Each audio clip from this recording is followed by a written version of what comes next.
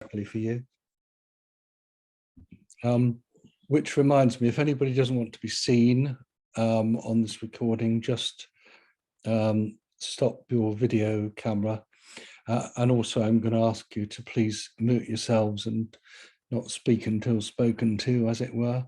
And if you don't mute yourselves, Kat will try to mute you for you. The other special guest I have is this little fellow. I was walking past a crystal shop a few weeks ago, and I just had to stop and inquire about this, and I bought it. It's amazing, polychrome Madagascan crystal, jasper, sorry, Madagascan jasper, and I'm calling it jasper. It just reminds me so much of a planet, obviously not a planet that we know of in the solar system, but as we're talking about galactic astrology, who knows? So I thought I would bring Jasper along as well to sit beside me during this meeting. So that leads me quite nicely into introducing our main.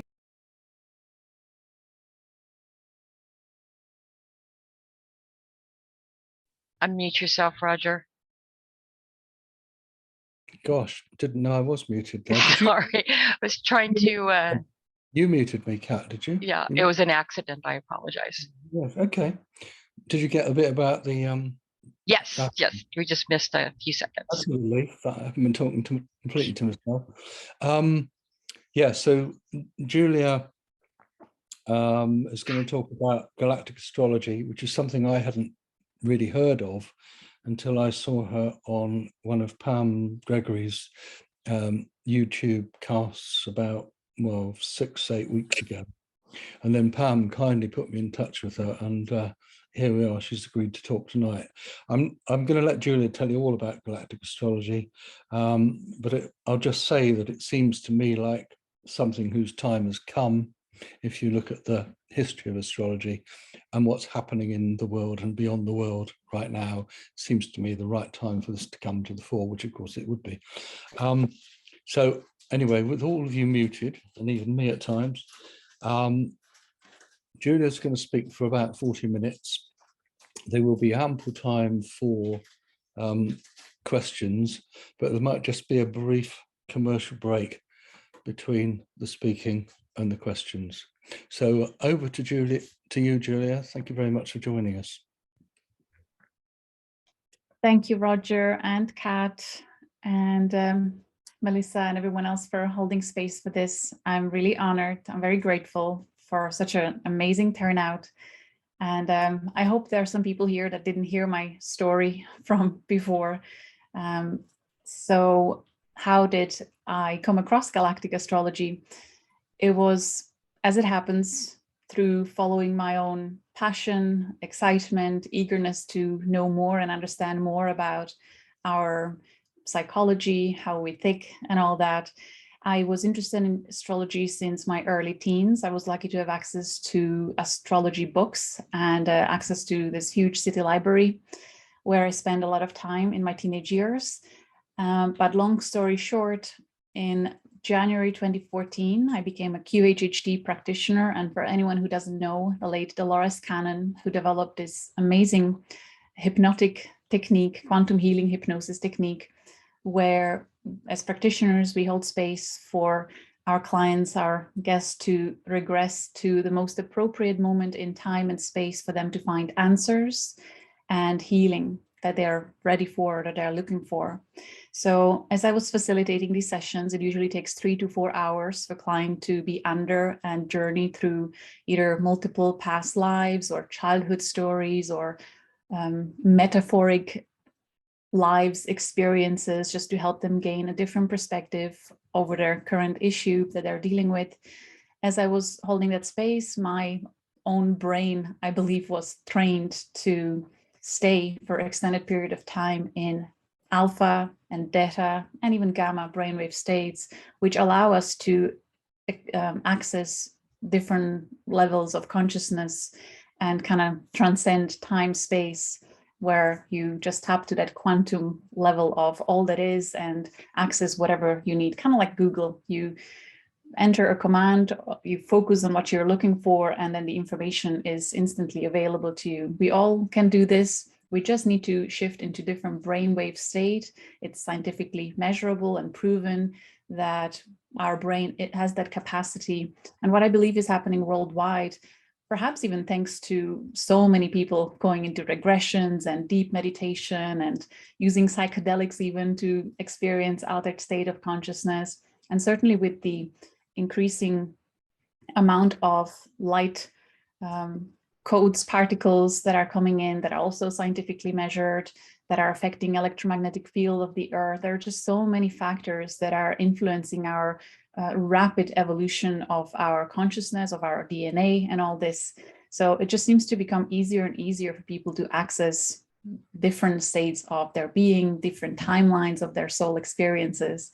So it's really, it's very exciting to be a QHHT practitioner. And I see all the other colleagues to testify that they feel like they have the best job in the world. Is fascinating. It expands your own consciousness as well. You learn so much about how incredibly beautiful life is and human soul is, and how incredibly powerful human soul is as well.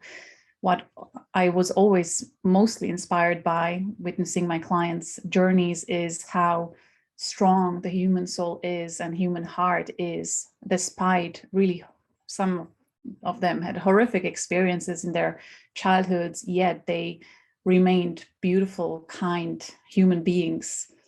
And they were here to kind of break the pattern of ancestral trauma conditioning. We have so many angel souls on earth at this time, it feels like. So as I started the QHHT journey, I was asking my clients for their birth details from the very beginning, just for my own research, because I enjoyed astrology.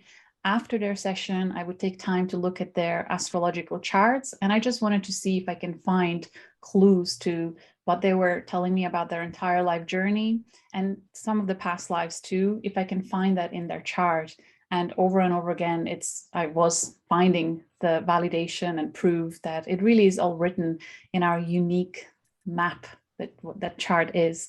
To me, it feels like a quantum map technology that helps us gain a deeper understanding of who we are, where we came from, why we are here, what we are trying to achieve here. And there is a thread of evolutionary journey of consciousness of our soul.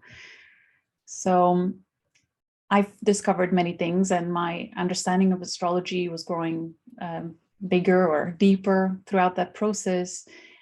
But as time went on, I started, I say attracting, but maybe not even attracting the certain type of clients. I believe now that it's collectively, it's a theme of this awakening to different levels of consciousness and accessing other star systems, information from there. More and more in my client sessions, clients were describing past lives and experiences that were clearly not from Earth. They were either describing atmospheric conditions that were clearly not Earth, looking at sky that had more than one moon, or objects, planetary objects or moon like objects, more than one on the sky, different colors of skies, different colors of grass, crystals.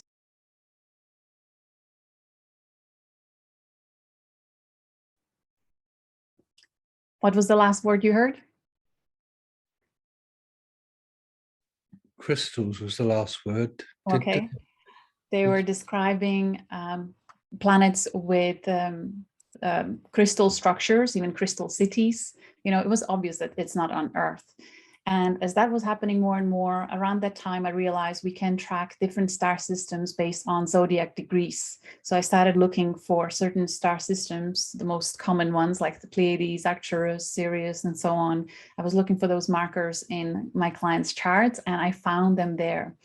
The biggest moment that was very emotional for me was with a client that managed to reach quite a high level of consciousness. It was, you know, you can see how client regresses deeper and deeper. First, they go through some trauma experiences, they transcend them, they go through this emotional, deep experience, and then they go even deeper into this greater peace and profound wisdom, where their voice changes and they start speaking very wisely and clearly, and there is no interference of emotions. It's just such a certainty of knowing the answer to their questions. So this particular client reached this profound level of consciousness, and you can even feel it energetically, the shift in the room. I always feel it like a magnetic energy coming, that I really feel this field above my, around my head and shoulders area. There's just drop in frequency when higher selves come through. And this particular one was connecting to not just his own higher self, but also the collective of beings. That's why the word quantum. You are at the same time aware of yourself lying on the bed, being regressed by me, talking to you, but also you're aware of either other lives than your own higher self and other beings that are perceiving you. You're just perceiving so many things at the same time. It's a multidimensional experience, and another word for that is quantum. So in that session, the person received a validation or confirmation that they're speaking to their Sirian aspect from the Sirius star system. And then after a session, when I looked at their chart, they had Sirian alignments to their Sun and Mercury, I believe. And in fact, on that very day, the Sirius A star system was in very precise conjunct alignment with our Sun or Mercury, one or the other. And like today, we have Mercury conjuncting to Sirius A. For those that are not familiar with astrology, what conjunction means is that you have Earth, you have Sun, and then the star system all in the same line. When you look from our vantage point, you can see Sirius A system right behind the Sun, except today is not the Sun, it's Mercury. So Mercury is influencing our psyche, how we think, how we communicate. So I believe today when we have Sirius A, for people that are naturally connected to this star system, perhaps because it's in their astrological chart, they may actually feel able, or they may be able to much easier access their Sirian galactic aspect, or the Sirian frequency that I always associate with deep, profound wisdom of the ascended masters, higher perspectives, kind of unified understanding that is beyond polarized perspective, kind of 5D and above. So it's beautiful that we are connecting on this day when I can talk about this story. So when I noticed that, yes, this is happening, and that especially during these transits, it's easier for people to tap to their multi-galactic aspects, I started looking for that going forward, and I found many validations of the same thing. So it's not just a theory, it's something that has been proven to me many, many times. And kind of that was just the beginning. Once I knew that there is something to it, I started looking for patterns, and my brain seems to be really good at that I can recognize patterns. I suppose I've always been wired that way. And it got to a point where I started sharing this information with my clients. So at one point, I started looking at their charts before they came to see me. So I had a fair idea of what galactic alignments they had in their charts. I didn't mention it in the interview process. I didn't mention it during their regression, but after their experience, when we were talking about what just happened in their session and if they connected to different galactic beings, and I could see that, yes, in their chart, they have Arcturian alignments, and there was very obvious Arcturian collective coming through. I then shared that with them, and it just resonated. They had physical body reaction, either emotions or heart opening, expansion. And they wanted to know more. So I started sharing my research, and demand for putting it together in a course was really there. There was the pressure, graceful pressure. So I was guided to start working on the course. Now I have 4 different courses for different levels of readiness to dive deeper, and the feedback has been phenomenal. And the most exciting thing is that I see that many other people have been guided to look at this, and they were finding similar clues in our charts. So it's nice to be able to validate each other. And I've had many moments when I had doubts, elements of doubts, is this real? Are we just, finding meaning in something for our own sake, to kind of find safety and security in what we are seeing, but because others are also discovering same thing from within their own being, and because of the huge amount of just exceptional feedback of how this information helps people in their lives. My doubts are, moving away, and I feel inspired to keep sharing the message and encourage people to start study their own charts. Yeah. So if there is a listener here who finds astrology quite overwhelming and like it's just too much, because it is overwhelming, there is a lot of information and takes months, years, even lifetimes to really get a good understanding of your own chart, or certainly when you start looking at other people's charts. The good news is that you don't really need all of that. You don't really need to look at it all, because what I've also found over these many years with the QHHT sessions is that the map is inside your heart and soul.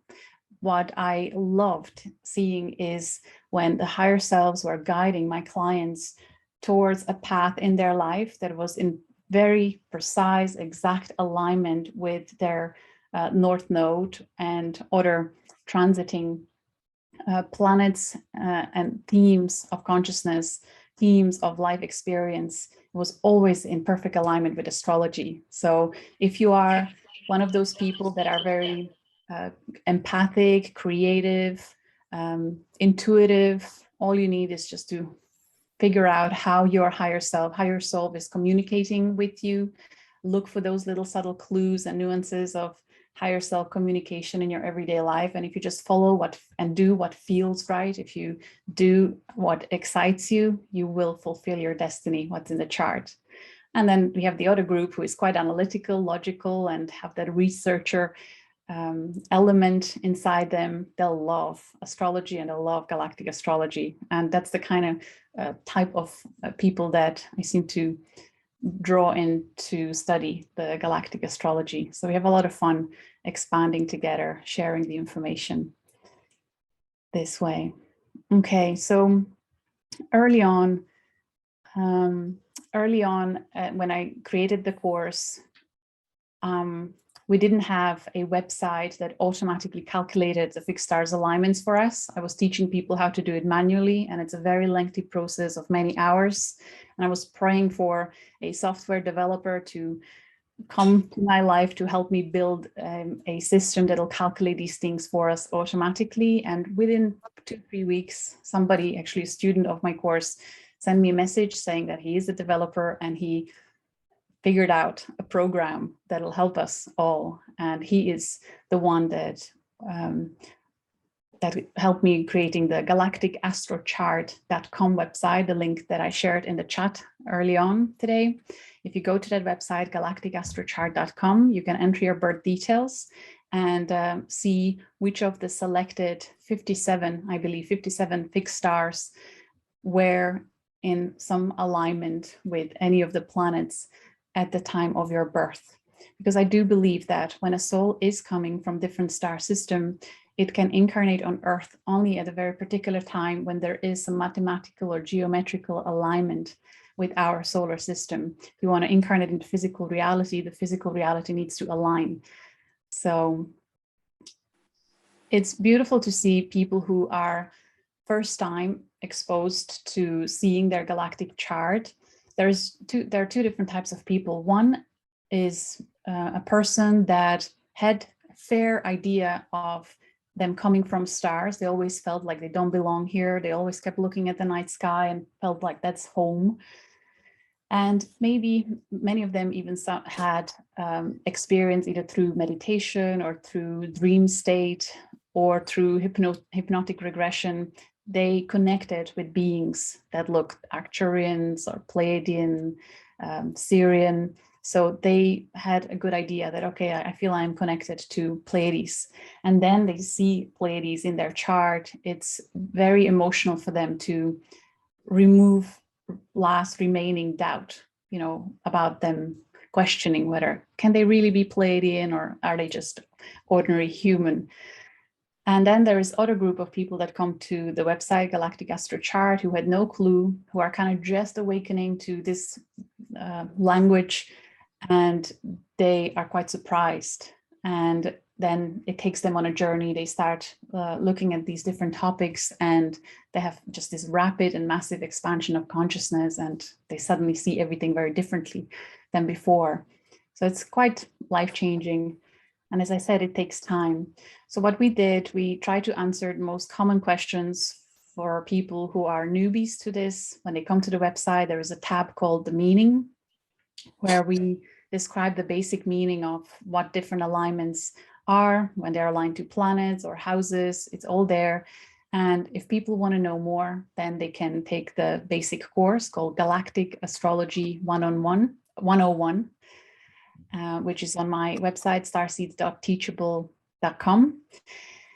And if people want to go even deeper and they feel like they feel this huge excitement and passion for it, and they just cannot stop working with it, these are then choosing to then become practitioners, and they want to do this full time. They want to help people how to do it because they just cannot stop learning about it. So they just keep going, and it's really wonderful for me to support this type of community and see them grow, and then receiving messages from them when they discover some extraordinary stories about people's experiences, how it validated something for them and how it changes people's lives. So I feel very blessed, very honored to arrive at this point after years of hard work that didn't really feel like hard work, but it was a lot of dedication of time and effort. Okay. There is also, there are many people who just don't have time to research their own chart and learn to understand all this. So for them, I would recommend the one more tab on that free access website called QSG Practitioners, Quantum Soul Guidance Practitioners. It's a list of people who are dedicating their time to read charts for others. So you can look at their photo, their websites. They offer different types of reports, either written or audio recordings, video recordings. And they usually spend a day or a week, even up to a week, on focusing on just one person at a time. And they go really in depth, discovering so much about where you came from, why you're here, and how you can support the evolution and ascension process on Earth. So I hope we can kind of accommodate every type of visitor with our website and with our courses. I also want to say that with the galacticastrochart.com, there you have, as I said, 57 fixed stars, but there are so many more stars and even galaxies. We are also finding that there are souls here that have a deep knowing, and then it's validated in their chart that they actually come here from different galaxies. It really feels like we have, I say, creme de la creme of this universe being ushered to incarnate on Earth at this time, because what I feel is happening is different timelines are coming together, and we are asked to remember the history of this universe. We are asked to bring memories even of ancient traumas, of conflicts and wars that were occurring in many other star systems to our conscious awareness in 3D human form, into our brains, and then transcend that, heal it through emotions, feeling emotions, release them, and bring a ripple effect, wave of healing and restored peace to these many different timelines and star systems, and even possibly other galaxies and universes. It really feels like, obviously, macro and micro are connected and just echoing each other. So what we see on a small scale on Earth with our consciousness collectively, I believe is happening on a macro scale throughout other star systems, galaxies, universes. So it feels like we are actually participating in a massive upgrade of consciousness. And I suppose it's not a surprise that this time has been prophesized for aeons through so many different sacred texts and in so many different cultures. They've been talking about these times. So that's also kind of validated in some of the QHHT sessions where clients were regressed to a state where their higher selves were confirming that many were lining up to incarnate on Earth at this time. Not everyone got the ticket because it was so crowded in the lines waiting to come here. So just be very grateful that we are here at this time, even though it's not easy many times. But once you start reaching this higher and higher perspective that we are all connected, that we are one big galactic family, one is not better than the other. We are kind of stepping into that unified consciousness of love, compassion, acceptance, peace. Then everything shifts, like we were talking at the very beginning of this call today, to experiencing constant synchronicities where things just align so beautifully in your life, so magically. And that's what I call then the 5D Earth. Dolores Cannon, whom I mentioned earlier, she wrote 17 different books where she shared information from hypnotic sessions of her clients, going into details of these different kind of topics. But she was first introducing the concept of 3D Earth and 5D Earth and the split of consciousness that we are clearly experiencing. So what that means is that it's your consciousness, your perspective that shifts how you perceive your reality. And as a result of that, your electromagnetic field is expanding, your attraction point is becoming of higher frequency, and you start, it almost feels like you're living a parallel life, regardless of doom and gloom that may be happening at the neighboring house. You are able to navigate that reality smoothly, safely, in state of abundance, happiness, joy, peace, love, well-being. You kind of create a bubble that protects you, that it's the frequency work that is at play here. I'm sure, I hope some of you are experiencing this in your daily lives. And for some people who are not quite there yet, it can be maybe saddening that they are not there yet. The comparison element is there. But I would like to say that you have no idea how much hard work it was to get there. Like for those that are already there, they had their fair share of tough life and difficult experiences. So just never compare yourself to somebody who is just, a few steps ahead of you. You're getting there slowly but surely. Just start wherever you are with whatever you have. Do what you can in the here and now.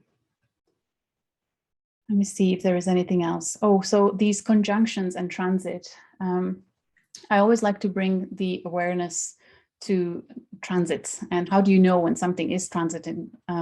First of all, if you maybe follow some of the well-known astrologers on YouTube, like Pam Gregory or Heather Ensord or Braca Goldsmith, and there are so many others. Every now and then they would also mention fixed stars that are transiting or in alignment with Sun or any of the planets. So you might be lucky and get information there. Or if you go to our website, galacticastrochart.com, and there is another tab called Astro Degrees. When you click on that and then put year 2022 in, you will see what zodiac degrees all the fixed stars are in this year. And then you go to any website that will give you your personal daily horoscope, or a website that shows what zodiac degrees the planets are in at the moment. Then you can start comparing and looking. Let's say you're interested in Pleiades. So you will find out what degrees Pleiades is in, or what degrees the Pleiades is in this year. And then you look at the Sun, Moon, Mercury, and see if any of them are in Gemini degrees anytime this year. So then you can mark in your calendar that, okay, in May, Sun will be conjuncting Pleiades. So I'm going to schedule a meditation for me to go inside into my being with the intention to connect with the Pleiadian highest light, highest love possible. Okay, so today, for example, we have Sun in direct alignment with Lyra Nebula. I'll talk about that. We have Mercury in direct alignment with Sirius A, and we have Venus in direct conjunct alignment with Orion stars, Alnilam and Meissa. So I will first start with the Sun. We have so many people on Earth who are connected, actually majority probably, who are connected in one way or another to Lyran star system of Lyra. Within Lyra star system, there is this magnificent nebula called the Ring Nebula. When you type it into Google, you will see an amazing image of the Ring Nebula. And so that is in direct alignment. It is believed by many that this nebula is a doorway to other galaxies, to other universes. It's like a portalway. And it is also believed that this nebula was one of the reasons why aeons ago, Lyra constellation or certain planets within certain star systems in Lyra was attacked by highly advanced race that was like warrior-like race, because they wanted to take over this nebula, because it's like a strategic point to other galaxies and other dimensions, perhaps even. So there is a lot of echoing trauma throughout millennia in many lifetimes, and we've certainly seen it in past life regression sessions, where there is a memory of this mass exodus of souls leaving star system on huge arcs and looking for new home in different star system.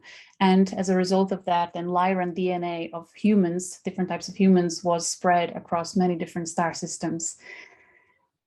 On Earth, that story is echoed in our lives when we are born into a country that is raged by war, and you've experienced exodus of people trying to evacuate country because of war, like we have happening in Ukraine right now, and so many other countries in previous year.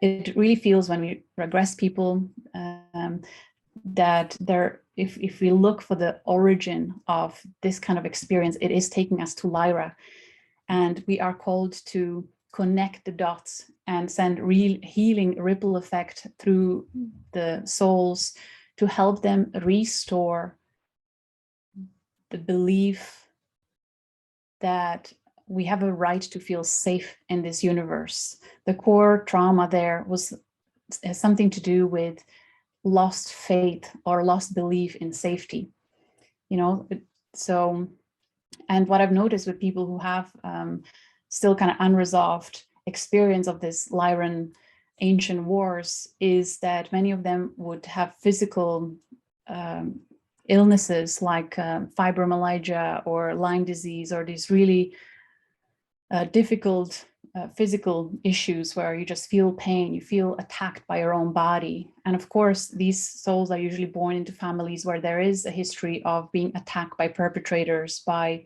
abusers.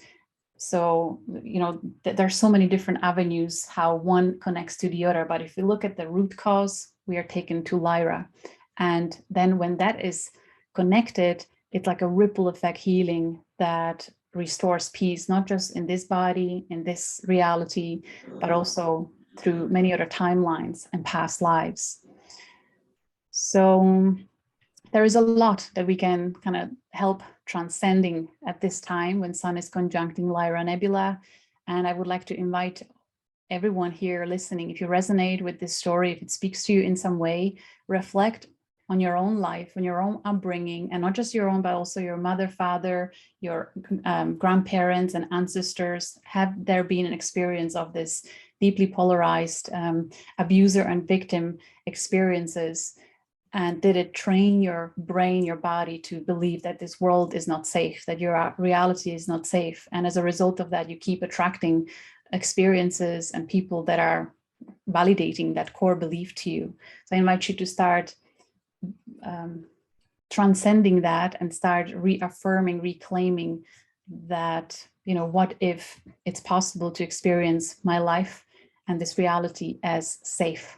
Kind of start rebuilding your relationship of trust. It's a long journey. I could go on and on about that, but it's definitely worth pondering and meditating on. I highly recommend the book by Lisa Royal Holt. I'll put it in comments, called The Prism of Lyra, where she talks about this. Lisa, Lyssa, Lisa Royal Holt, The Prism of Lyra. And she offers such a wonderful perspective of first explaining the polarized consciousness, the masculine, the feminine, the wars in Lyra, how the DNA of human beings from Lyra has colonized many different star systems, and how that consciousness evolved from polarity, wars, fighting, victimhood, to integrating that, and how we are now called to do that, and how many of the Lyran ascended souls, beings that reached fifth density and higher, are helping us to reach that level of consciousness and make peace with that. Thank you so much, Kat, for sharing that. There it is in the chat. Okay. I'm gonna keep going. So Mercury conjuncting Sirius today. We also have huge amount of Sirian souls, and many of them are actually descendants of Lyrans or Lyra Vega star system that reached Sirius A at some point, and then came to Earth long time ago, as far back as Atlantis and ancient Egypt, Mesopotamia. Beings from Sirius A has been involved with Earth for a long time. And in particular, you know, there are many different stories, many different perspectives, but the one that seems to be coming through today strongly is, and what I'm seeing with Sirian souls, when I meet people who have this alignment, they always have this sense of unfinished business, that they are here to finish something really important. And throughout their lives, they'll have this theme of this constant inner nagging and lack of satisfaction. No matter what's happening, they always feel like they need to finish something. And I believe through the research that I've done, that it is this memory of the Sirian collective, where they came to Earth a long time ago to help upgrading our human DNA when it was tinkered with to make us smart enough to take orders. They came to help with, you know, upgrading our DNA so we can go beyond being victims and manipulated and controlled. But they weren't able to complete that because it just wasn't the time. The cycle of Earth and the solar system at that time did not allow for that project to be completed as they envisioned it. So now many of these souls seem to be on Earth at this time, feeling like they're here to help activating human DNA, something that they seeded, like literally with the genetic DNA work. They are helping to activate that through teaching us higher consciousness. So you will find many of Sirian souls in one way or another influencing the evolution of consciousness through teaching yoga, meditation, consciousness, frequency, all kinds of healing arts. You'll find them there. And the signature of them is very grounded, slow, eloquent talk. There's this deep wisdom in that, in their presentation. And when you compare that to Pleiadian soul frequency, they are very fast. They speak so fast. And they also like to, like me, listen to YouTube videos on 1.7 speed or 2 speed. You know, you can speed up YouTube videos. Pleiadian souls are very fast, where Sirian souls, they're very slow and steady. They'll take their time explaining a concept. So, and then when you look at their chart, you will see they have Sirian conjunct or opposite alignments or some of the other aspects. So today, this Sirian frequency that is coming through Mercury, through, you know, affecting our mind, how we think, how we communicate, I believe is helping us to complete unfinished business. So I invite you today to reflect on your life, any areas in your life where it's time to complete that unfinished business. It could be a relationship from a past that still keeps coming up, maybe through your dream state or in reality, and you know it's done, yet you keep delaying the completion of it, or something in your house that it's just kind of dragging on. Whatever it is, can you shift a mindset on that business to a way where you're now ready to finish it, to complete it, to be done with it? And ideally through natural flow of events. Once you kind of have that inner realization that, okay, I'm ready to complete this, I'm ready to experience whatever is here presented for my learning, for my evolution. I'm ready to see it and accept it and integrate it and then embody that learning, then events will align that will actually present you with the opportunity to complete the unfinished business. Okay, so that's the Sirius A. And now Venus is conjuncting Orion Alnilam and Meissa.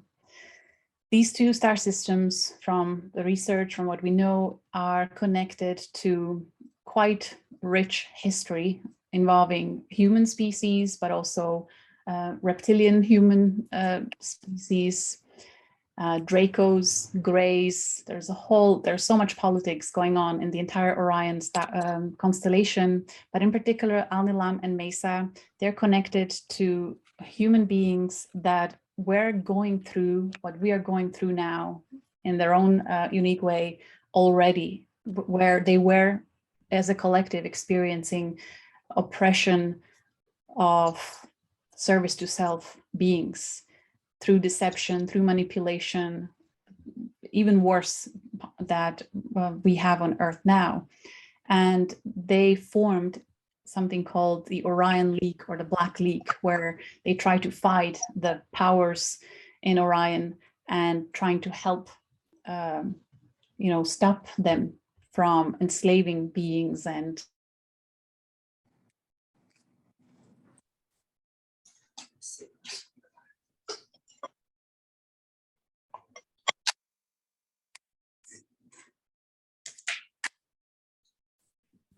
we seem to have some interference. Another galaxy. Julia's frozen. Okay.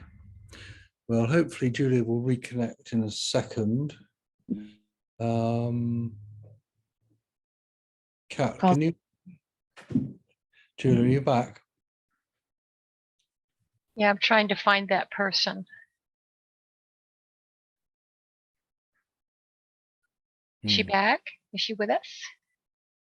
No. I'll tell you what, while we're waiting for her, she'll probably reconnect. So maybe we could have a little ad break and tell people about other meetings. So are you able to text her, Roger? She might not know that this happened. Good point, Anne Marie. Thank you. Can't text her. I don't have a phone number, but I can email her. I'm sure she will know. Actually, she's disappeared. So she just dropped off. So sorry about that, guys. Can you hear me now? Yeah, we can. Yeah, thank you. We were just trying to figure out what to do about that, but you're back. Welcome back. To carry on. I was just talking about the Syrian experience of human collective there, where they realized that the only way to transcend that reality of being victimized by oppressors, service to self beings, was through raising their consciousness to higher frequency and transcending polarity. So they managed to do that, and they shifted reality completely to higher octave, where they were no longer even in proximity, because they literally shifted an entire collective and planet. They went through ascension from lower density to higher density, and they were not interfering with the oppressors any longer. So we have huge amount of Orion souls here on Earth, because apparently that conflict, there were many souls that were ready to transcend the polarity and shift to higher octave, but there were also many souls that were not ready for that yet, and they took that game to this playing field. So we have an echo of that here, and now going through the ascension process for huge amount of souls that are now ready to ascend. So we have a lot of Orion light consciousness helping us to drop the labels and drop the addiction to perceiving through polarity and judging A as good and B as bad, or A better, B worse. And it really is like an addiction of ego. So we have many beautiful teachers of higher consciousness on Earth that are teaching us to drop that and go into that transcended state of peace and acceptance and just beingness, when life starts happening through you rather than to you. And Venus conjuncting these two star systems can really help us, bring that into our heart, into our being, and really challenge ourselves. I invite you to challenge yourself to look, where are you still keeping the labels? And I could say the same about the Galactic Astrology. Isn't it just another way of attachment to yet more labels? I would say yes, but it's a temporary and for many people necessary stage. It helps them easier to drop the labels of their trauma conditioning. Suddenly they are able to accept themselves as more than just Jackie or Bill who wear this or that. Suddenly they connect to sense of worthiness. And then eventually through the journey with Galactic Astrology, they get to a point where they see even that as another attachment to label, but it's much easier to let it go then, because they already experience one, detachment of ego to identifying with one thing or another. So then they'll finally get to a point where they don't even need any of these starseeds terminology and labels and identifying as one or the other and comparing to the others. We pass that too, and then we just drop into beingness, humility, presence, being of service to universe and helping others grow as best as we can. So I hope that resonates with you too. So we have this wonderful opportunity to upgrade our way of being through these beautiful alignments. So I hope that resonates. I'm gonna click to see the chat. Yes, I'll invite questions, but I think there are one or two. Go ahead, yeah. Do you want to deal with those first then? Sean Young said, can I ask, do you know anything about the Phoenix cycle? I do not. Sorry. Well, that was easily dealt with. Okay. If we could maybe move to questions now. If anybody has a question, you can put it in the chat, but you'll probably get my attention sooner if you go to the reactions button somewhere on your screen, depending on which device you're using. And within that, you'll find a raised hand. Some people are very experienced at this already, and they're lining up, and then you'll line up in order. So already we have 4, I'll go to Rob first, who's first off the mark. Rob. Wow, what a fascinating discussion. I just wonder, is this in the same way like sort of conventional astrology, where the time of day is important to exactly how you're aligned with all these sort of galactic star systems?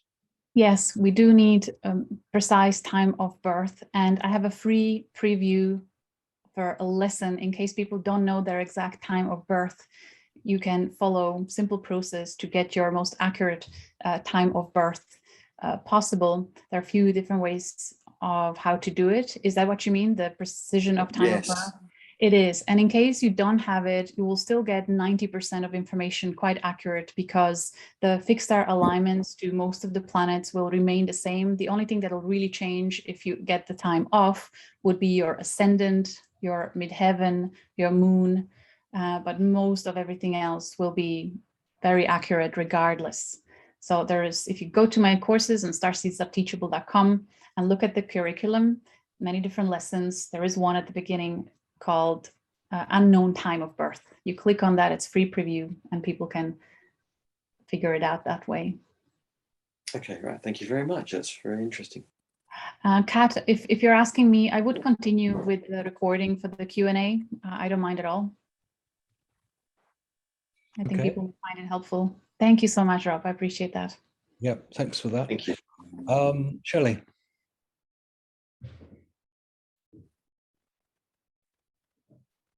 Hi. No, Shelley. Oh, sorry. Okay. We'll come to you in a minute. Shelley, not Okay. Shelley. I can see Sorry. the problem there. Shelley Voigt in somewhere in the west side of America. Sorry. Shelley. You're muted, Shelley. I'm sorry. Sorry about that.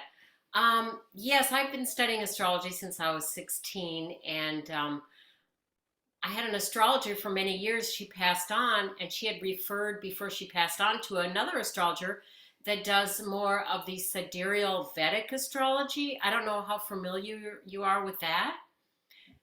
What do you think about the sidereal Vedic astrology? Wonderful question. I get that asked often. Thank you, Shelley, for voicing that here. I took my time to look at sidereal astrology, and when I applied fixed stars to it, when I look at my alignments based on Vedic astrology, there were several that I just did not resonate with. And then when I also looked at my family charts and people that I know, it just did not feel right for us. However, I encourage students who want to research this, who prefer Vedic astrology, to experiment and apply what I offer, apply it to Vedic astrology and see for themselves if maybe for them, for their geographical location, somehow it will resonate. You know, who am I to say that my way is the perfect way? And same answer applies to any other systems of houses. And, you know, there are so many different legs or arms in astrology. So I feel that this is constantly evolving, the galactic astrology, I mean, and I am excited about the idea that many people are now drawing their attention to it, and we can experiment and explore much more, and then just see what it feels like, and you work with what resonates with you.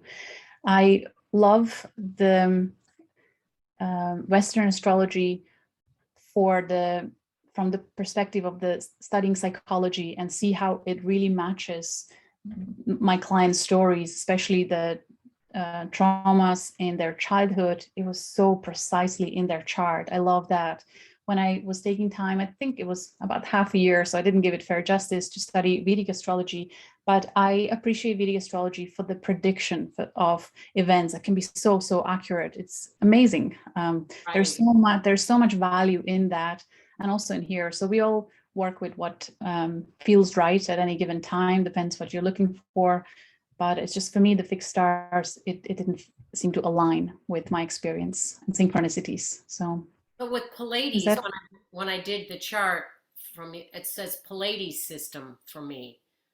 Pleiades. Placidus house. Okay. So that's so that's a house system that we use. It's irregular house. So for any newbies in astrology, we have.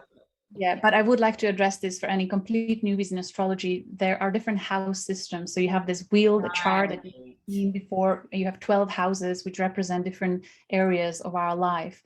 We have a whole house system where each house is equal proportion of 30 astro degrees, which is amazing. But also I prefer to use the Placidus house system, which is irregular, because it tells me more about childhood trauma and conditioning inside in early childhood. It's based on the Placidus system. I was able to see what was actually wrong, what was suppressed, which areas of life were not possible to express because they were hidden, you know. So we have lessons on that inside the courses. Thank you.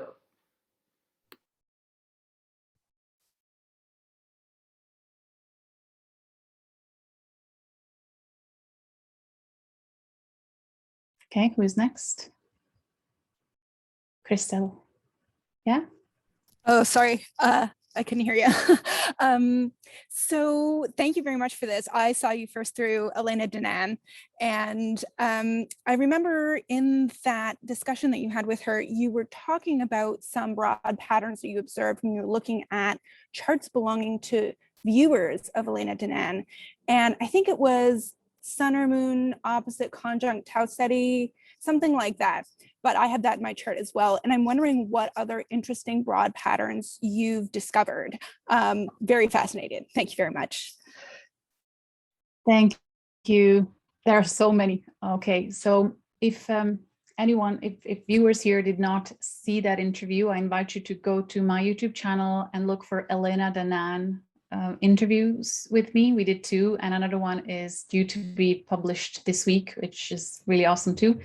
And there I talk about different patterns. So we've noticed that, you know, there are really souls here who came from different star systems, and they're first time on Earth, or they had 1 or 2 lives maximum, and they weren't really interacting with humanity as much in their recent previous lives. They were more secluded in nature or in a monastery. They were just getting acclimatized to the frequency of Earth. So they find it extra difficult to be here and be part of the society, which seems totally insane to them.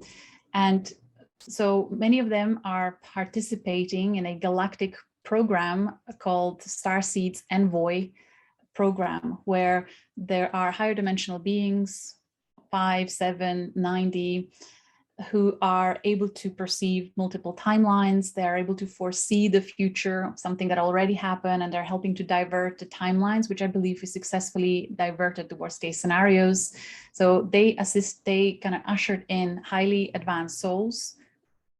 Sorry, I'll just close my window. Can you hear the background noise from the cars or no? Okay, I'll leave it. They were ushering here highly advanced souls, or souls with higher frequency, to help uplifting the collective frequency of consciousness on Earth in order to divert these timelines.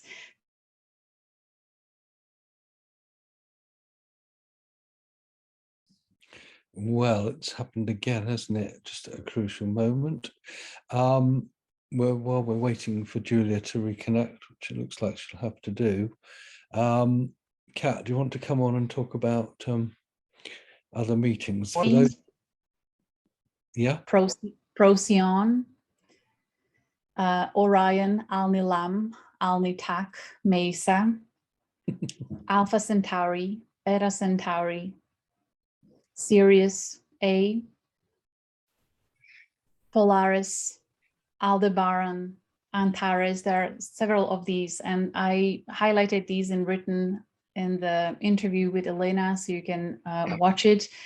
And I also shared, keep an eye on my YouTube channel, because the video that we'll publish this week will include dowsing charts, where you can actually dowse with pendulum, and I explain how to work with it so you get accurate answers, where you can ask who is your direct council of light beings that was helping you, that was consulting what timeline you go in, where are you born, to which family, what location on Earth.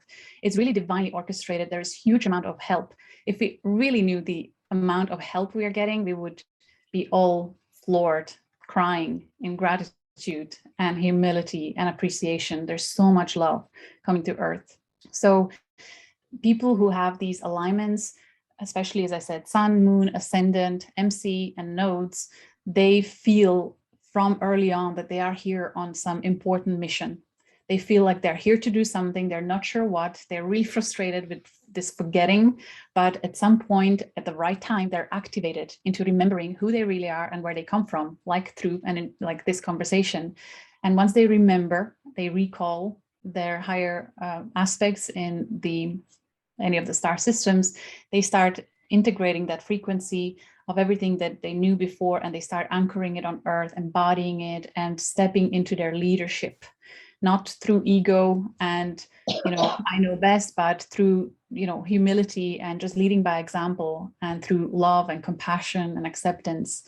And they all have different missions. Some of them are helping to build new Earth companies that don't have hierarchy level, but everyone is encouraged as leader, and you embrace your natural qualities and gifts, those types of organizations, and in harmony with Earth, the environment, and the whole universe. Others are here to help heal trauma for other people as healers. Others are put in important positions in governments and health industry and bank system. I've met many of these people who would come to me for QHHT sessions, bankers, lawyers, teachers, really people you would never have thought they have this level of consciousness, but they're there. And usually in the QHHT session, when they ask their higher self, are they in the right place? Because it feels so off. It's such a contrast energetically to who they really are and what they know, to this dense, outdated system. Their higher selves would usually tell them, just stay put. You're waiting for the right time for you to do the right thing when things are going to be changing. So for me, it was always incredibly powerful to see that we have, I call them white boots on the ground, waiting on the call to do the right thing. So yeah, these were some of the star systems that you can see. So we thank you, Crystal, for being here. And I presume most of the people on the call are Starseeds volunteers that come here to anchor higher consciousness. Thank you very much. That was great. And just thank you for all the work that you've done on the course. I'm only a third of the way through, but already, thank you. Thank you so much.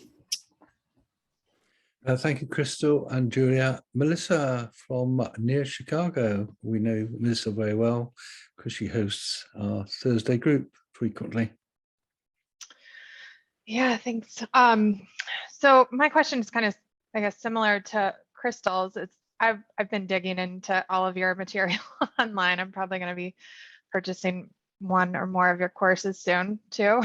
But I started looking up obviously my chart, but then I started looking up, my friends and family, and I'm noticing that everybody has these connections to these fixed stars, which, to my knowledge and what I've known or heard before, that not everybody is a starseed, that somebody has been incarnated here on Earth.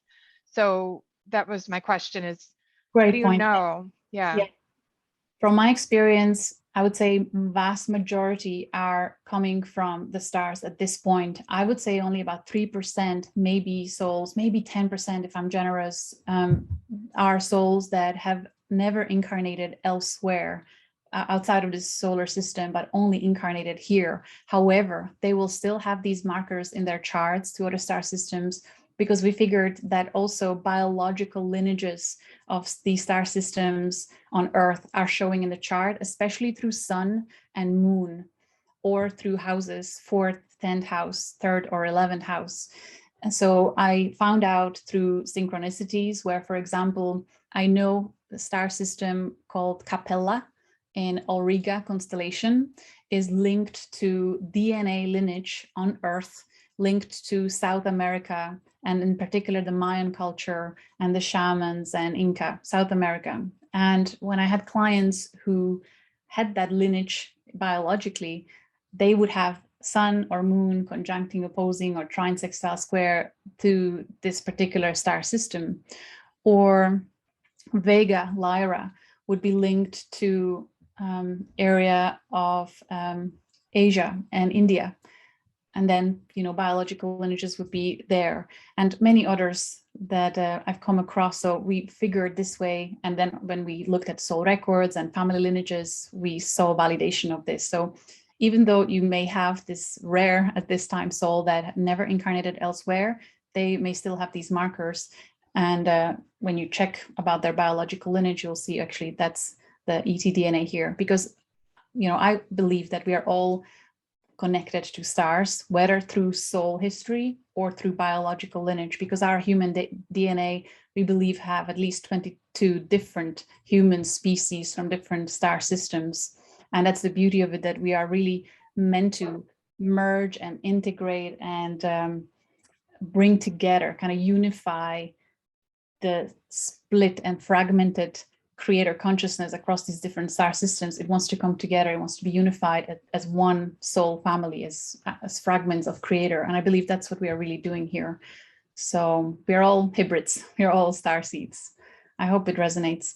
So, and I'm also seeing that if there is a soul that has never incarnated elsewhere at this time of our human history, they seem to be preparing for their future incarnations in other star systems, because they are so exposed now to other star systems consciousness frequency present on Earth, that they are actually getting ready. So if we regress them to future life through QHHT, through regression hypnosis, you can actually regress to future too.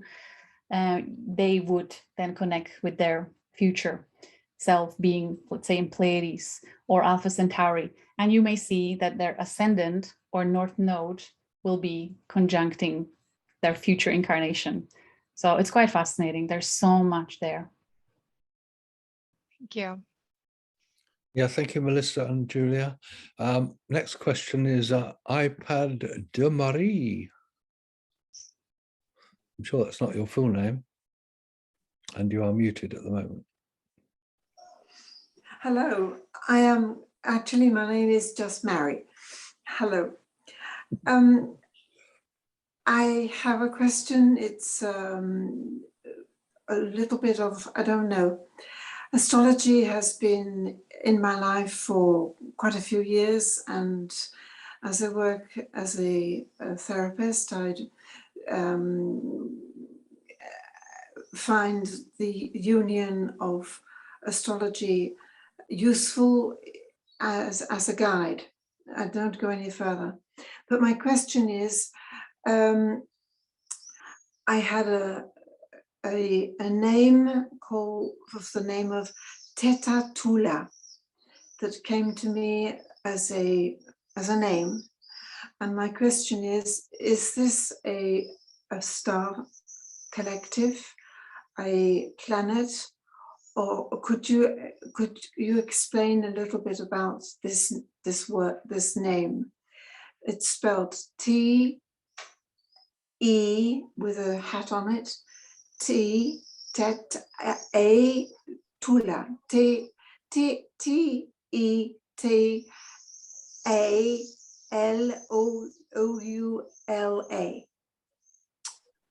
Thank you, Please. Marie, for believing that I have an answer. I wish I had, but it's first. I wish I had, but it's first time I hear these two words together, and I don't recall ever hearing it before as either as a star name or a planetary name. I invite you to. Have you ever worked with the pendulum? Oh, and yes. alphabet chart? I would connect, go into a really nice deep meditation state when you're centered and you're in higher frequency of peace and love, and ask your higher self to give you more information about that, and use the alphabet chart or use yes/no questions, be playful about it, and maybe then also muscle test on it, because our bodies are wired to recognize frequency of truth. The muscles grow stronger. And so start with yes/no questions and you will find the answers. They are in your heart, in your soul. So just trust that you can decode that, and you will. Does that help? Yes. Thank you very much. Thank you. You're welcome. Well, that was a pretty tough question, wasn't it? Next is Shirley Singer. And Shirley, we met before the meeting, and I think Shirley is the first person on these calls from the continent of Africa. She's in Cape Town, despite the San Francisco Bridge behind her. We have people in Asia that regularly attend, many in Europe and North America, and other calls from Australia. But welcome, Africa. Shirley, your question, please. Thank you. Thank you.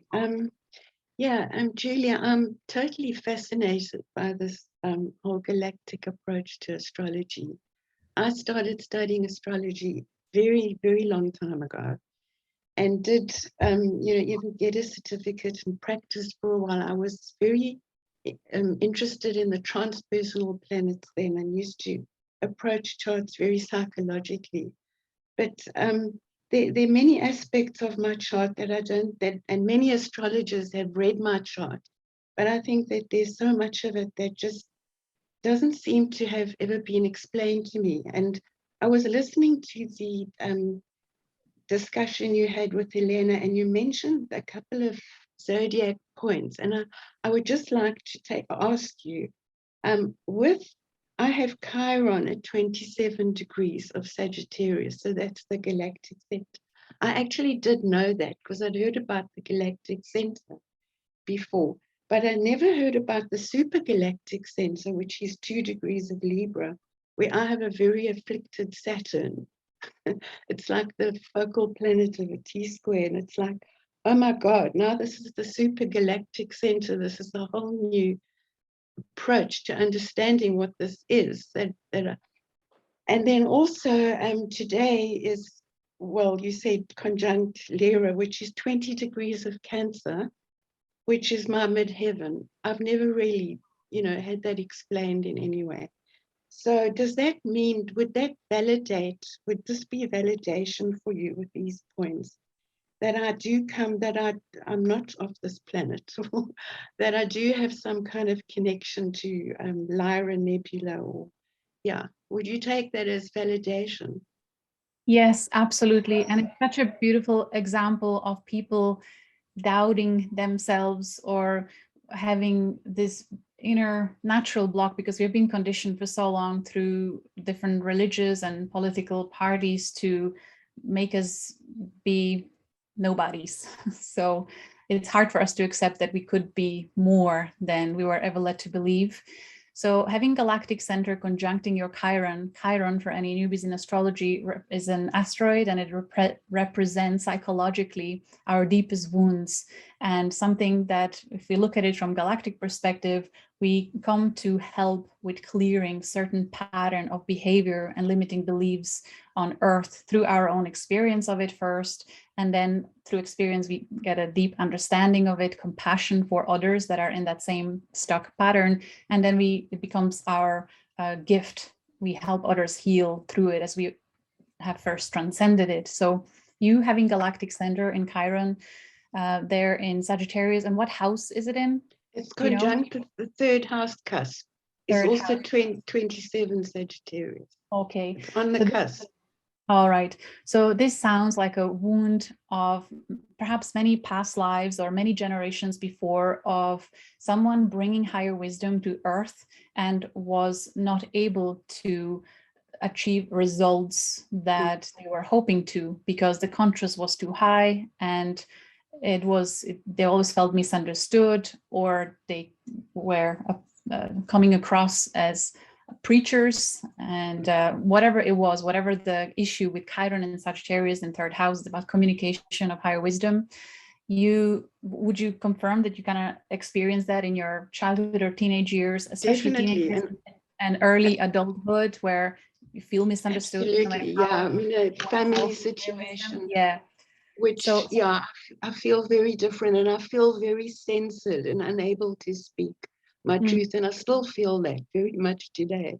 Yeah, so I believe the galactic center frequency of source that transcends all that polarity and disconnection and fragmentation, perhaps rather than needing or trying too hard, you probably are past that stage now and you just surrendered to being. It is about embodying higher wisdom. It's about embodying and speaking to others through your own life actions and feeling and knowing and perceiving, and you work through frequency of that galactic center in your Chiron. It doesn't necessarily have to be about, speaking, communicating and sharing it that way. It's just about embodying higher wisdom in your own life, and you communicate it through being, and in your everyday environment, you lead by example. Would that resonate as the natural progression and evolution of your being?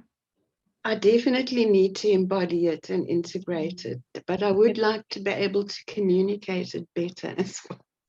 It will come as a natural result of that, because once people will notice the shift of your frequency. You will no longer have the vibe of needing to educate, needing to change.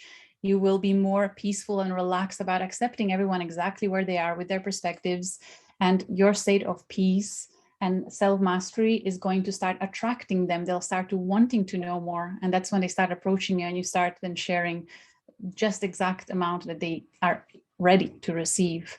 It's a mastery, but it's a way to go, because this is a collective theme of many galactic beings that were interfering with Earth in aeons ago, and in previous civilizations. Especially Syrians were extremely frustrated with the fact that when they brought the higher wisdom, it was not received well, or it was misused or abused, and they had such good intentions, and the information they're given us was completely misused and caused a lot of pain and suffering and division.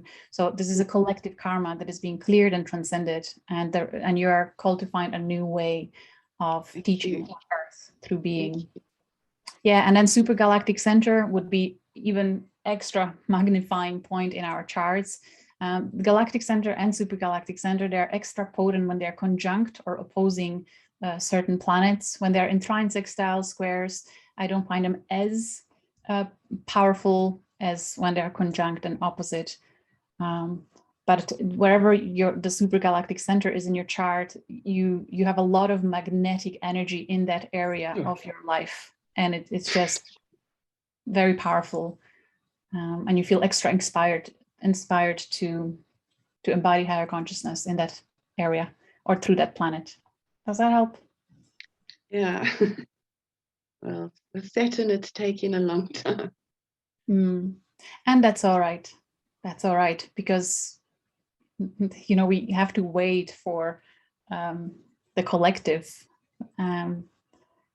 There is no what I'm seeing a lot is people feel that they've missed their whole life and they wish they could have achieved something more already, yet they feel like they're nowhere. But remember, you are helping through the experience. Whatever you are going through, you think it's so insignificant, but it's far from truth. You are helping clear a lot of patterns, and you're creating blueprints, imprints on the collective consciousness just through your everyday choices and experiences. Even if you are a little bit better today than you were yesterday, that's how you're helping. Thank you. Yeah. Yeah, thank you very much, Shirley. Great question, great answer, if I may say so. Andrew, you've just popped up, but before you come in, there are a few questions in the chat. If we can just whip through those, please, because they've been there a while. Sally Murphy says, can you explain, I thought it was PDF, but it's POF in charts. Part of Fortune.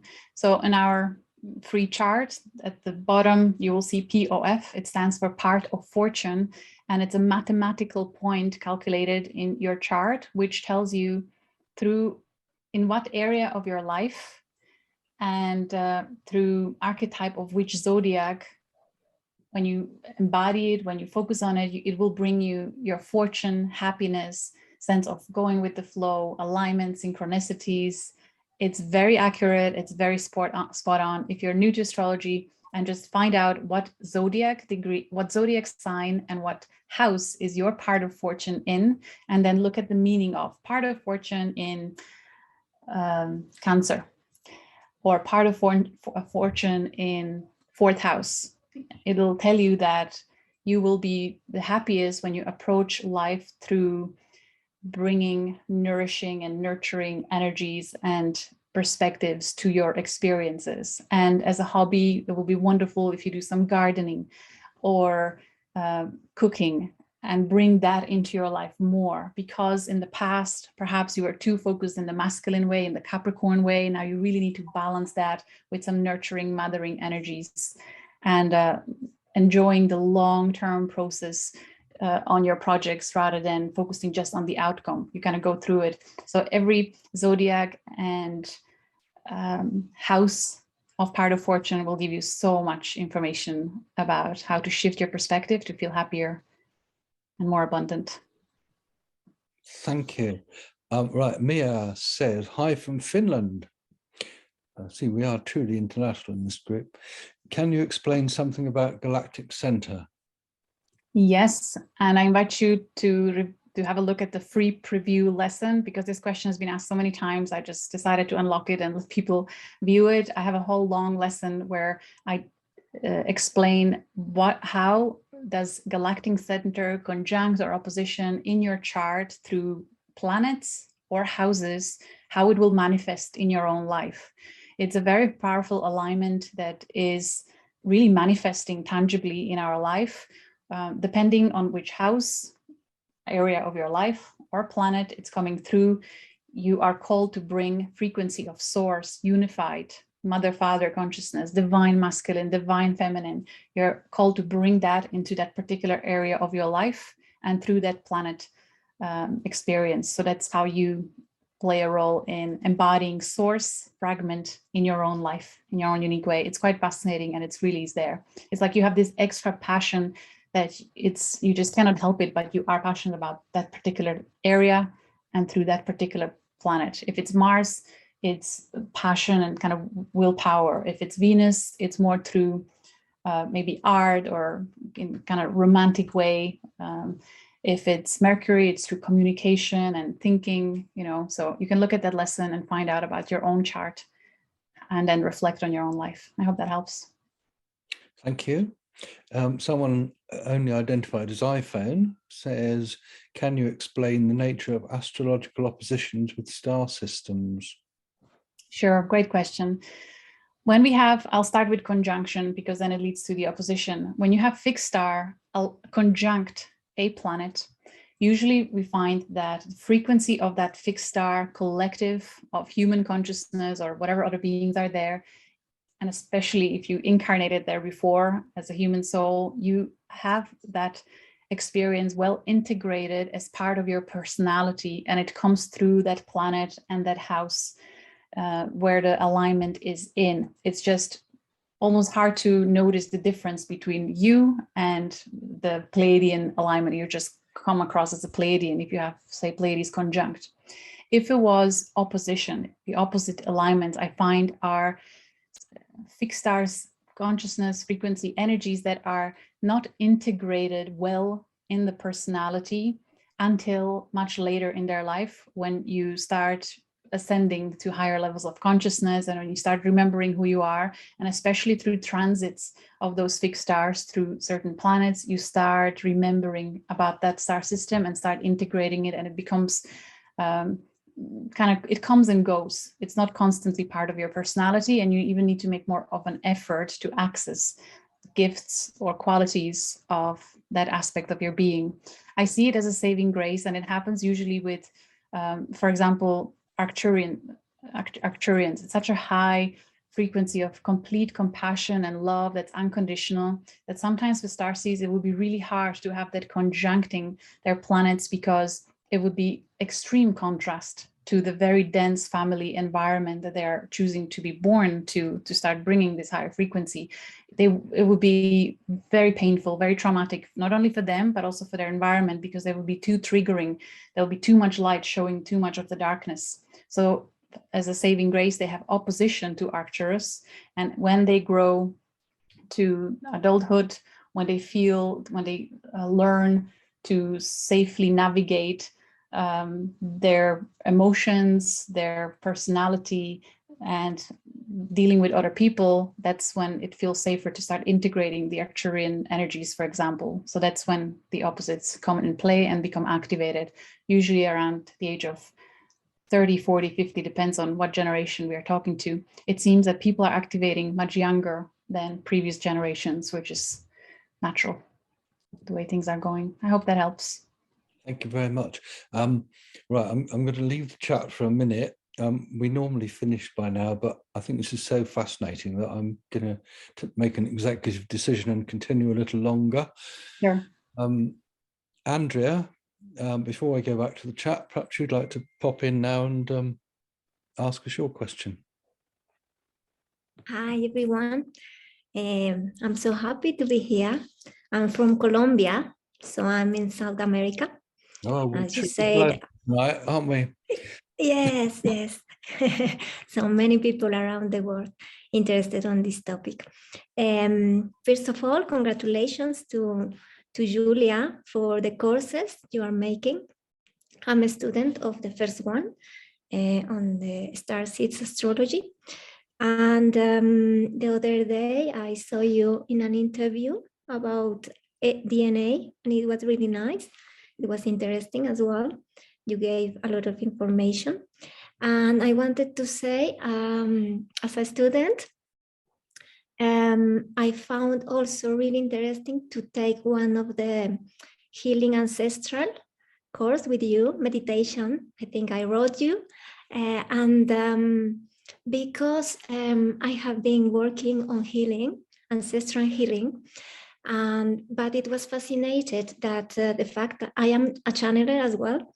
So when I took this ancestral healing, I opened much more, not just to the ancestral healing in this lifetime or on Earth, but also I opened to other star systems, I guess. So that's wonderful, and I wanted to say that. And I also today feel very expanded because my natal Jupiter is conjunct to Sirius A. So as you mentioned today, Mercury is in conjunction to Sirius A, and I am very connected to Sirius somehow. And that's why I speak slowly, and I hope I am very clear. So right now I listen to Shirley, if I am not wrong, and she pointed out the topic of supergalactic center. And I just saw on internet when Rob, I think it's Rob, say that he was going to take the shot. So I was able to see the supergalactic center, and I found this is at 2 degrees of Libra. Yeah, so I have a question because I haven't known about the supergalactic center. I don't know the orb, and I have my my north node at 0 degrees 57 of Libra. So I wanted to know if there is a conjunction in this case to the supergalactic center or not. And thank you so much for everything. Thank you so much for this wonderful and thorough comment. Really deeply appreciated.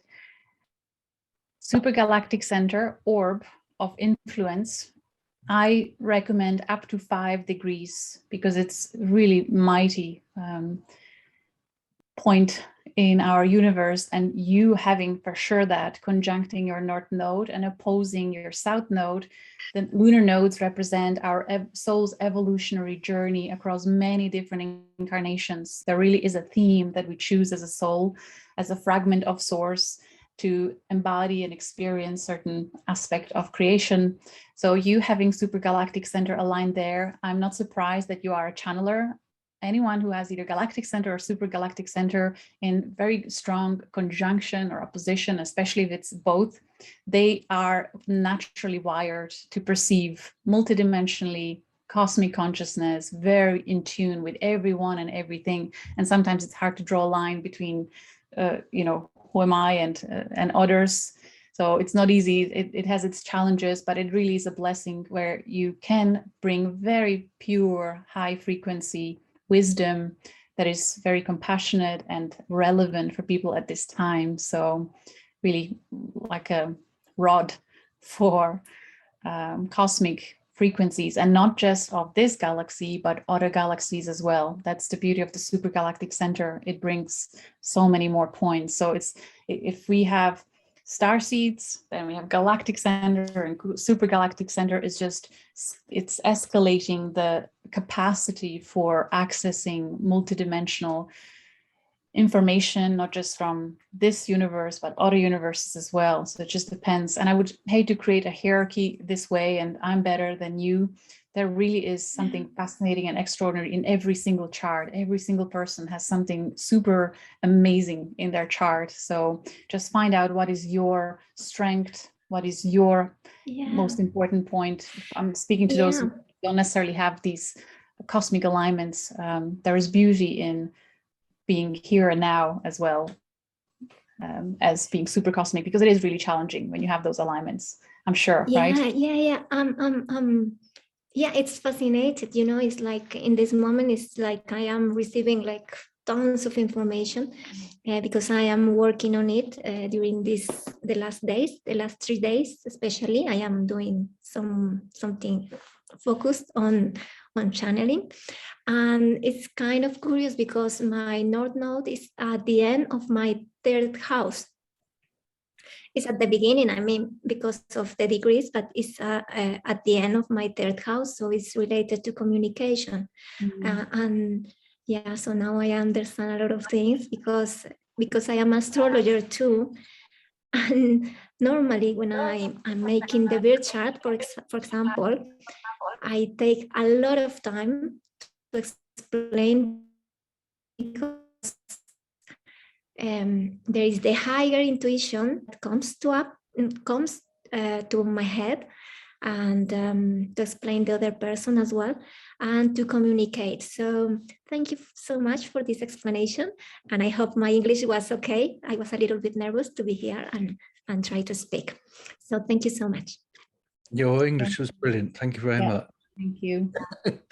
And sorry, Roger, before we go any further, thank you so much, Andrea, for mentioning the guided healing journeys that are on my website. If you go to my other website, if somebody could type it in, quantumhealingjourney.ie, there is a tab for healing or free healing or guided healing, I can't remember now, but I have many free guided healing experiences that were coming through QHHT sessions, either inner child healing or hot air balloon journey where you release old stuff, or going into cave and receive activation from your own spirit guides, meeting the ascended master, whatever one is working with you. But the latest ones are the ancestral healing and the womb healing. These are very powerful. People are sending me incredible feedback on the shifts that are happening.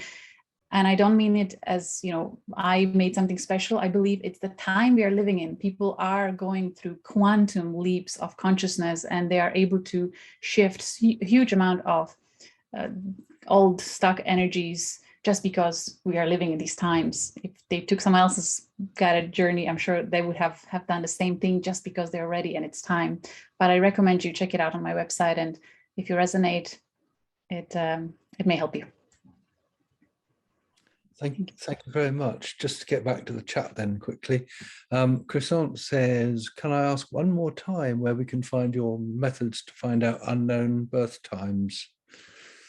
Okay, so you go to starseeds.teachable.com, and any of my astrology courses, either Life Purpose Astrology or Galactic Astrology 1-on-1 or QSG Practitioners course, they all, when you look at the curriculum, you kind of need to scroll down through that page and to find the lesson called Unknown Time of Birth. And when you click on it, it's a free preview. You will be able to access that lesson and follow the instructions to help you get your accurate time of birth through multiple processes. Thank you very much. We are recording this, so if anybody wants to go back on it, and I'm definitely going to listen to it again, just get in touch with us, well, Kat in particular, and we'll give you the link in a few days from now to the recording. Speaking of Kat, she says, I have Draco in POF and need to get past the negative aspects that have been reported for years. Not sure what it means, though. Repeat the beginning of the question, please, Roger. I have what? Draco in POF and need to get past negative aspects that have been reported for years. Not sure what it means, though. Okay, and could you just say what aspect? Is it conjunct, opposition, trine, square? What is it? So I might. She is there. Yeah. So if you feel it's a negative aspect for your part of fortune, you need to reflect on how are you allowing, especially if it's square, how are you allowing service to self people in your life limit you in you giving yourself permission to express whatever brings you most joy, happiness, and peace, and take that power back from them and give yourself permission to be sovereign in your ability to embody happiness and peace, and reflect especially on your mother, father, and grandparents, how they also lived that pattern. There could also be positive Draco connection. If you have Draco alignments, they're not all bad. And there's a difference between reptilian beings that are service to self, most of them, and Dracos, reptilians, and dragon beings that are higher dimensional, multidimensional beings that are service to this universe, in service to this universe as keepers of balance and harmony. And I've made a beautiful interview very recently. My last video on my YouTube channel is about Draco and dragons conversation. And again, feedback was quite amazing. People actually had physical reactions to the information that was coming through in terms of goosebumps or crying, releasing trauma and emotions, and experiencing greater peace. So have a look at that conversation where we talked about this topic. It's a big topic. It keeps coming up all the time. So many people are connecting to dragon beings, and so many people have experience with service to self, narcissist, Draco, reptile souls too. So it's a big topic. So part of fortune, Pisces in house opposing Thuban. Yeah, so I would say this is actually the dragon, ancient dragon frequency of sovereignty and standing up for your divine birthright to embody your own happiness, peace, balance, and harmony. And because it's opposing, you are not really able to hold that embodied sovereign frequency in your earlier years, but now the time is coming. So I would highly encourage you watch that dragon videos and then connect with the lady that I was interviewing, who has lots of amazing resources on this to start connecting with the sovereignty. Thanks, Julia. I actually keep dragons up on a shelf, and they've been there for over 25 years. Awesome. So yeah, they kind of feel like they've been the guardians. Beautiful. So, well, thanks for that. You're welcome.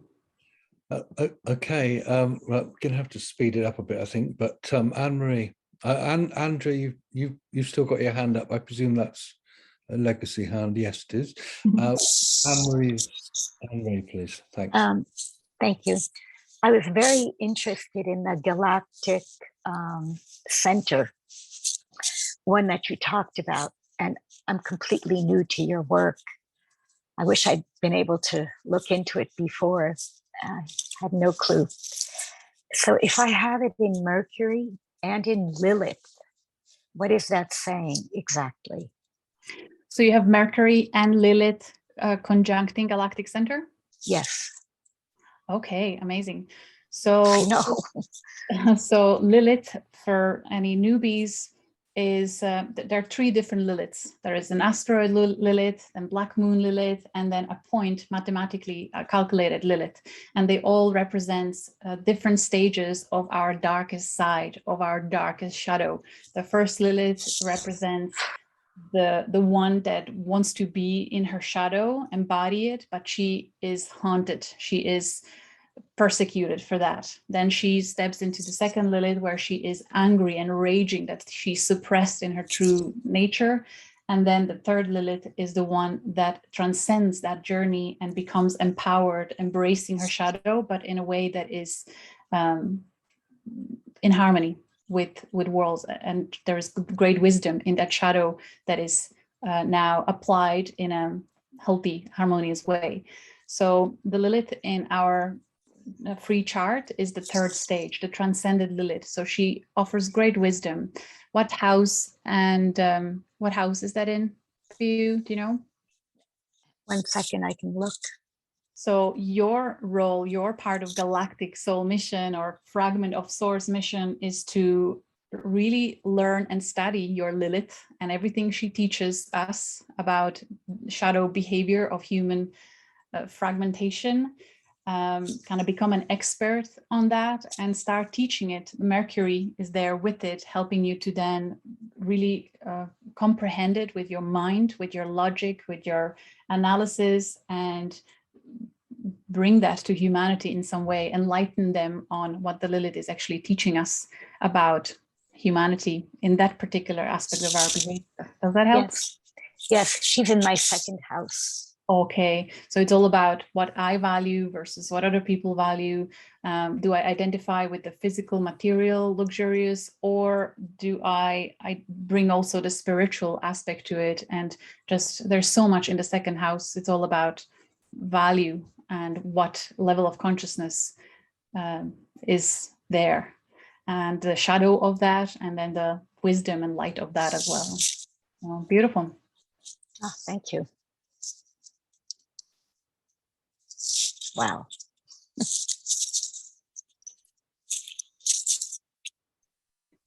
So that's you too, Kat. Roger, you're on mute.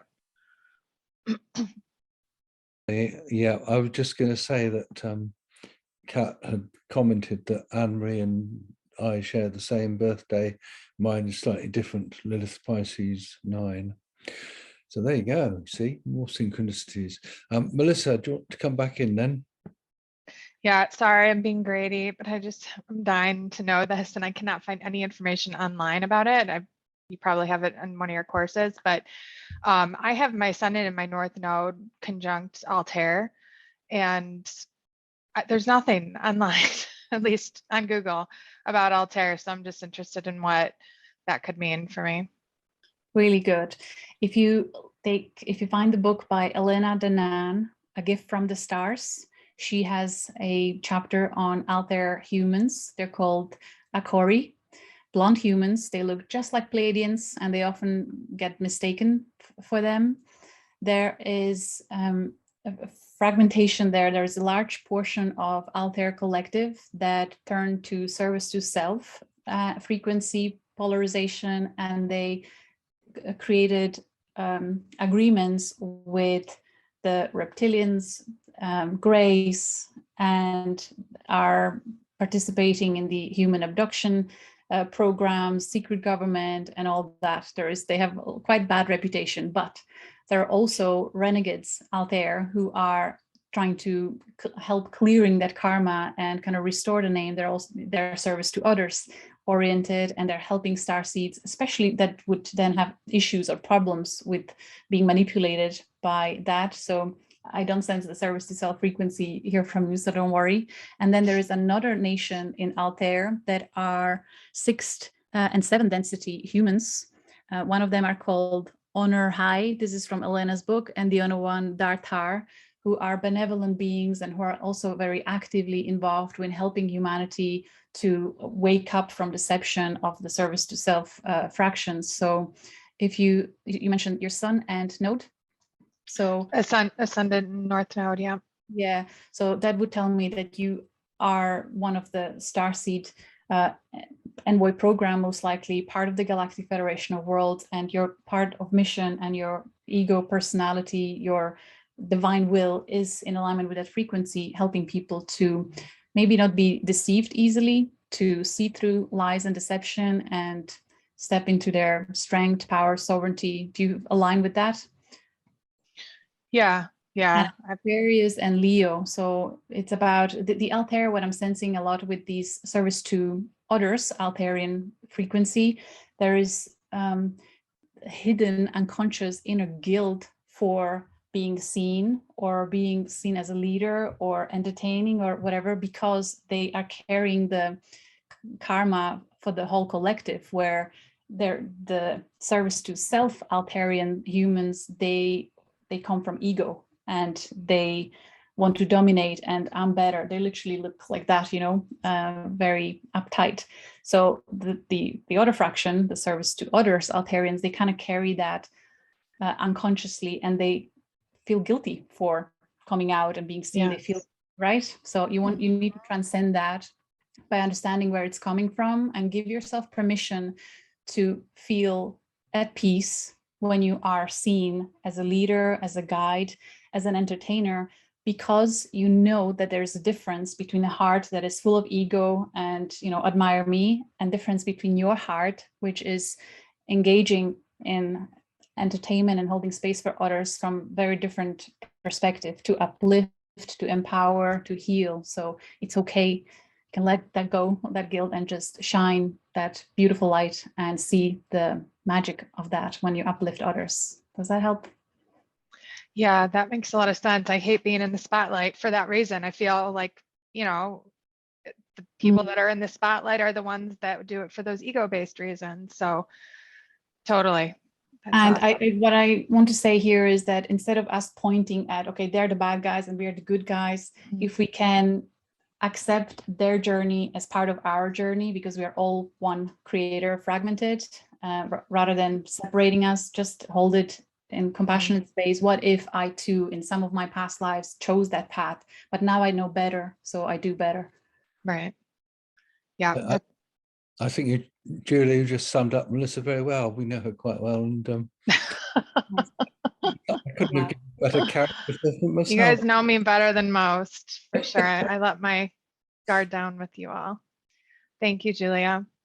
Yeah, thank you. Kat. Yeah, I was just intrigued because I just looked at my chart, and I also have Aquila and Altair in there, but I am so new to this, I have no idea how to read it. So I'm wondering, I don't like to be in the spotlight either, but I'll step up if I need to. I'm more of a facilitator, like in the background.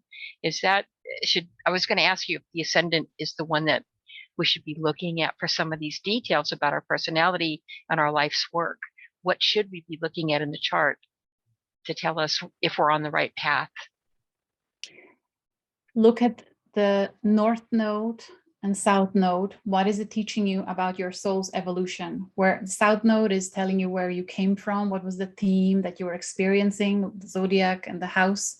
And then the north node, where you're heading. What do you need to challenge yourself to polarize towards? And then meeting in the middle.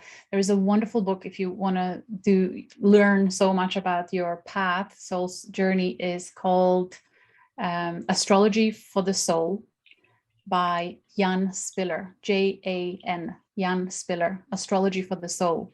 The whole book is about nodes, lunar nodes, and there are thick chapters for each node, and they'll tell you so much about also your past lives, current life, family upbringing, and where you're heading. And there's so much practical guidance in terms of relationships, work, and all other things. It's invaluable. And also you look at your family's nodes, because usually there are, especially couples, long-term, partners, husband, wife, they are polarizing each other.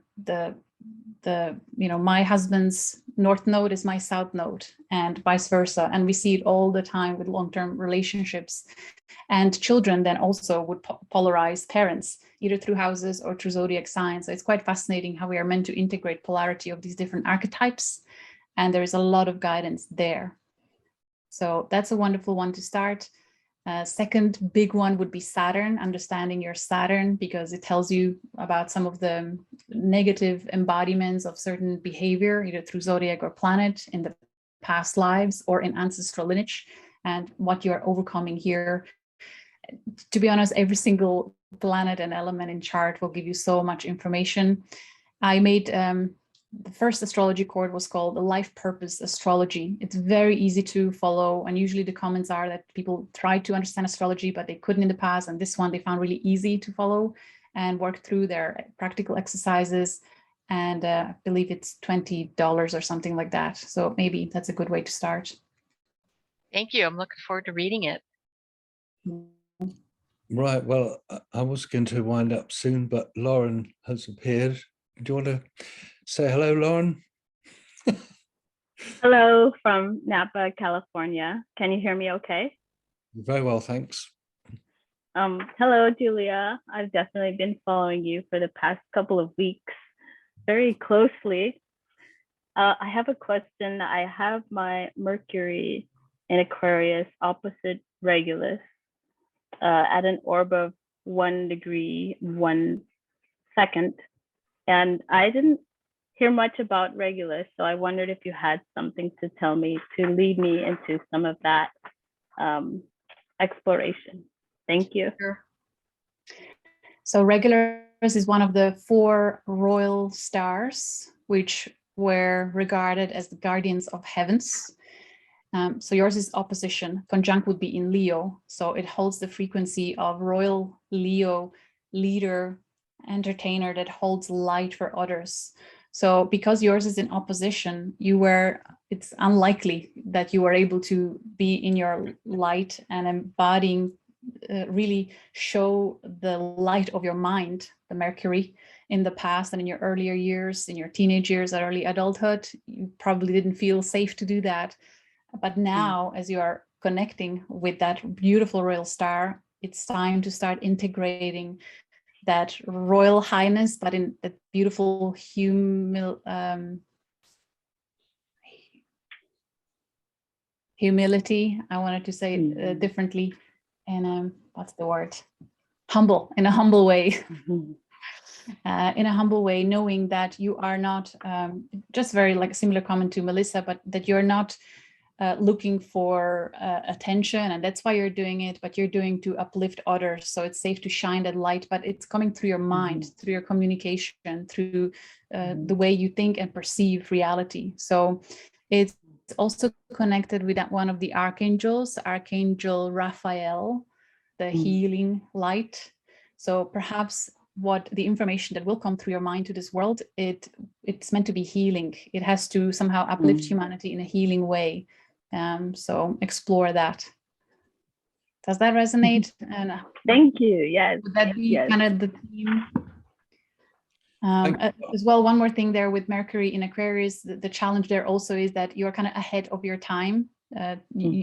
So it's hard to blend in or fit in your earlier years, but now the time is coming when you can, because people are ready to know what you know, and it's going to be channeled through the star and through your Mercury, through your mind.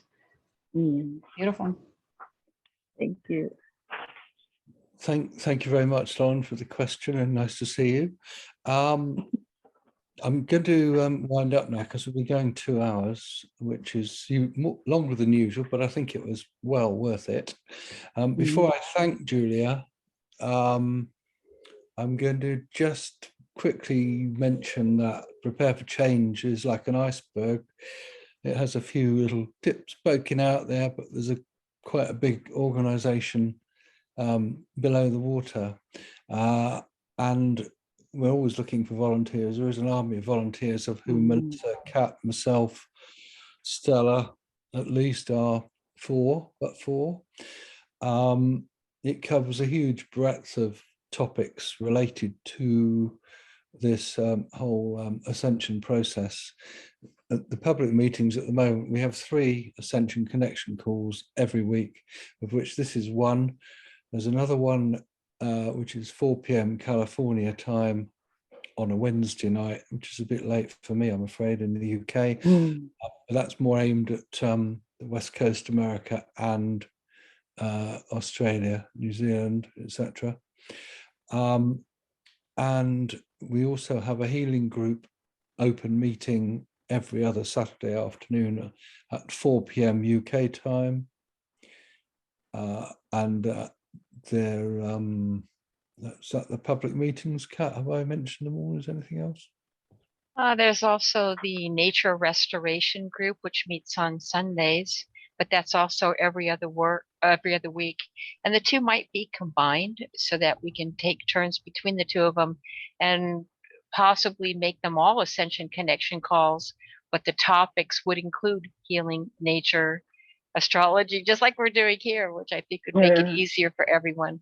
It'll be beautiful. Yeah. Thursday, Roger. Thursday. Sorry? Thursday as well. There's tomorrow and then the Thursday's meeting. Yeah, I was going to say the Thursday one is the mother and father of these Ascension connection calls, because it was started by Melissa well over a year ago, 18 months probably now. And that's on a Thursday at, well, it's 1 hour later than this call. So 1 hour earlier than this call. So 6 p.m. UK time and various other times. But if you go to, I think the best thing people can do, if you look under the chat now, there are various instructions which Stella and Kat have put up about finding out information about Prepare for Change. And I'm saying this because there are a lot of new people on the call tonight, so they may not know about this. There's a calendar of events which Kat puts together every week. That appears on the website, very accessible. There's also a daily newsletter with all updates on things that are happening. So just sign up for the newsletter from the website prepareforchange.net, and you'll get all the information. Right, that's all I'm going to say about that. If you want to donate, of course you can. We're not going to turn you away. Julia, that was absolutely amazing. I'm not usually lost for words, but I kind of can't think of the superlatives, really. It was so fascinating at whatever level, and a lot of people, some people on here obviously know a lot about it, a lot more than I do about astrology. I'm not an astrologer, never will be, so an astrologer told me. And I think he was right, because I haven't got the patience. But I could relate to so much of that myself. For example, a sense of mission, unfinished business with the Syrians. I kind of felt that for decades, and I've even been told many, many years ago in a channel communication that I've done the job I'm got to do in this life before, but not to completion, and I kind of sense that as well. So that I particularly can relate to. Anyway, you're welcome to come back anytime, Julia. Well, not quite any time, not next week or something, but we'd love you to come back for another chat and an update at some point. So perhaps I can keep in touch with you with that in mind. And I'm sure you'll agree that this is a very well-informed and rewarding group to work with. I certainly think so. So once again, thank you so much for joining us, for giving up so much of your time, and we look forward to seeing you again. I'm just going to mention my next hosting. We've got a rota on this Tuesday call, which Stella, Henry, Ben and I rotate on, and my next call's been firmed up today, which is bringing us right back down to the 3D level on August the 9th, when I'm going to have a guest called Aga Wilson, who seems to be divided between New York, Sweden and Italy. But she's the founder of a group called Can We Talk About It, which is a global campaign to support the vaccine injured. So that's a cause that many of us will also relate to. The other side of the frequency spectrum, really, if I may put it like that. So thank you so much for coming. Have you frozen again, Julia, or are you still there? Dear, well, looks like she's frozen again, but thank you very much anyway, and I'll drop you a line in the morning. So that's all, folks. If anybody wants to join tomorrow night or Thursday, we'd be glad to see you. And next Tuesday, Stella, do you know what's on? Is it you next Tuesday, Stella? Oh, it's Henry next week. I believe it may be an open call unless he's decided to do something in between. So on an open call, we just have a discussion about either a given topic or just anything that anybody wants to bring to the table.